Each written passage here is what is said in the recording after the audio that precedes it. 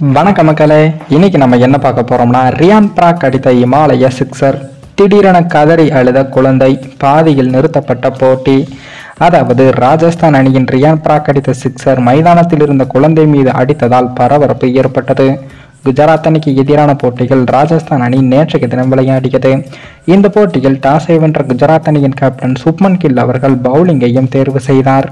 இதன் பின் களமிறங்கிய நம்ம ராஜஸ்தான் அணியானது 20 ஓவர்களில் 3 விக்கெட்டுகள் இழப்பிற்கு 196 ரன்களையும் சேர்த்தது.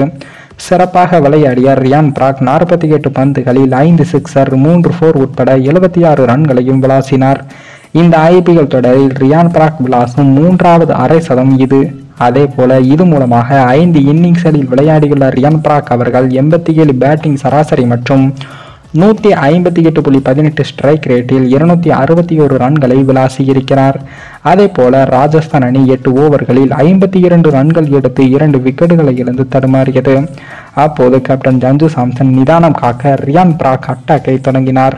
குறிப்பாக குஜராத் அணியின் நட்சத்திர ஸ்பின்னரான நூர் அகமதை ரியான் பராக் வெளுத்து கட்டினார். இவர் வீசிய 9வது ஓவரிலேயே ஒரு சிக்ஸர் அடித்த அவர் 13வது ஓவரில் 2 சிக்ஸரை விளாசி தள்ளினார். அதில் அந்த ஓவரின் முதல் பந்தில் அடிக்கப்பட்ட சிக்ஸர் மிட் விக்கெட் திசையின் எல்லையில் சென்று விழுந்தது. ரியான் பராக் அடித்த அந்த சிக்ஸர் பந்தை ரசிகர்கள் கேட்ச் பிடிக்க முயன்ற போது அந்த பந்தானது மைதானத்தில் இருந்த குழந்தை மீது அடித்தது.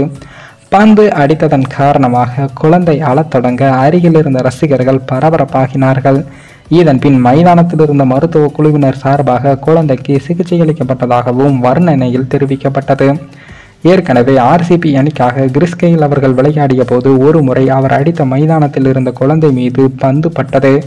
இதனால் காயமடைய கிறிஸ் கெயில் அவர்கள் குழந்தையை நேரில் சந்தித்தார். தற்போது IPL தொடரில் அதிகப்படியான சிக்ஸர்கள் அடிக்கப்பட்டு வருவதால் குழந்தைகளை அழைத்து பெற்றோர்கள் கூடுதல் எச்சரிக்கையுடன் இருக்க வேண்டும் என்றும் அறிவுறுத்தப்பட்டும் வருகிறது. மேலும் இந்த வீடியோ ஏதோ ஒரு விதத்தில் உங்களுக்கு பிடித்திருக்கும் என்று நினைக்கிறேன். நம்ம சேனலுக்கு புதிதாக வீடியோ பார்க்கிறீர்கள் என்றால் மறக்காமல் சப்ஸ்கிரைபர் செய்துவிட்டு பாருங்கள். இன்னொரு வீடியோவில் சந்திக்கும் வரை நான் உங்கள் தமிழ்.